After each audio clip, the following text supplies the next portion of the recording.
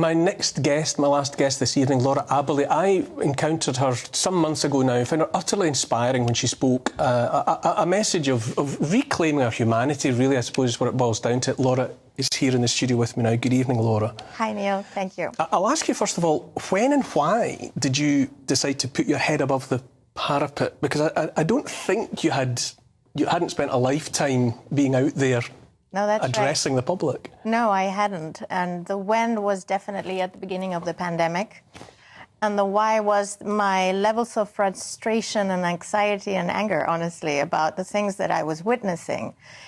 Specifically, the destruction of our civil rights and our freedom and our liberties was just getting me to get to that point of boiling, saying, I have to do something.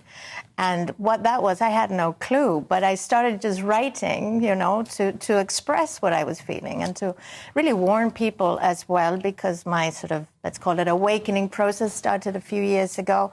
And so I could kind of sense where we were headed. I could envisage what these vaccines were really all about, and I really wanted to warn people. So that's when it all started for me, just out of sheer frustration that something needed to be done. And I'm that type of person that says, I'll do whatever I can, right? And where are you now? You know, when it comes to assessing, after 3-4 years, however long it's been, the ideology that's out there, what do you understand is the end game? Well, the end game, really, and it goes, everything that you've been discussing today, and your monologue, which was brilliant, by the way, really spoke of a lot of the components that are happening at the moment, which really is about establishing a one-world totalitarian technocracy. That's what we're seeing.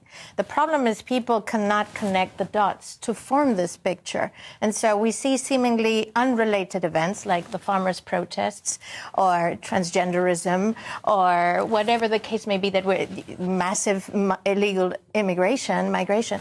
And they actually all form part of the same plan.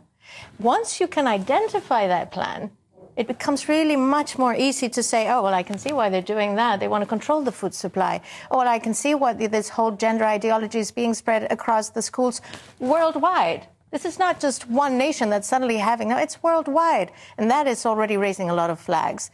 And you can start to see why that is necessary in convincing us to become these semi-human, semi-robotic people under this digitalized grid that they're building. And this is why this whole push towards digitalization is happening as we speak. Digital IDs, digital wallets, you know, that will be linked to vaccination status, CBDCs. They are preparing the structure necessary for that total control. Do you think that at the part of the story is also, when we look particularly among younger people, that there are mental health issues? What you just mentioned a little bit, that it's when you break down everything that gave meaning to people in the past and you say everything that gave meaning in the past is worthless, like it has to be different, like things have to be done in a different shape, and everything that we thought was right in the past is wrong now, so therefore do it differently. Do you think this kind of de-anchoring, if that is an English word, of coming generations kind of adds to their frustration, to their depression, to their mental issues, and then there might be even more susceptible to the things that you just described? Absolutely. You know, when you actually identify the end goal, which is this totalitarian, technocratic reality, dystopian reality, where we are just one more thing in this Internet of Things, how do you get us there? You get us by breaking everything that gives us purpose, power, and meaning. And that's the nuclear family that they've attacked. It's completely eradicating God or spirituality from education. It's flooding the streets with drugs. It's giving the young generations no hope for a future. And so all of these things break us. You need to break the human being in order to come to that post-human reality that they're building. So there's so much has happened already in the last 50, 60 years to prepare us to that point. Do you feel, though, that I have good days and bad days. Do you feel mostly that the tide is turning in favour of humanity or not? It is, and I'll tell you why. This agenda that I'm talking about, that we're all becoming increasingly aware of, is a very scary, very nefarious agenda. And they have worked at it for decades, and they're still going at it, and we're beginning to see that. Now, there has be in this situation where people, for whatever the reason, and I don't really know what that reason is, perhaps because it's becoming more apparent, people are waking up to what's going on. I don't like that. I don't like this. I don't like how my kids are being taught at school. I don't like this illegal immigration. Why is this allowed to be happening? Why are they attacking the food supply? Why is energy so expensive? All of these things are making people question, where are we going? Where are we heading? Now, I keep telling people we really only have two enemies, and that is fear and lack of information, lack of knowledge, ignorance.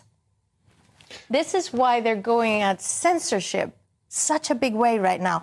Everything is, misinformation and disinformation and even malinformation, whatever that is. So they're really attacking the source of this awakening, which is people becoming aware of things, people becoming informed of things. And when you are informed, you make better choices. And when we make better choices, we stand a chance of saying one word with two-letter word, no.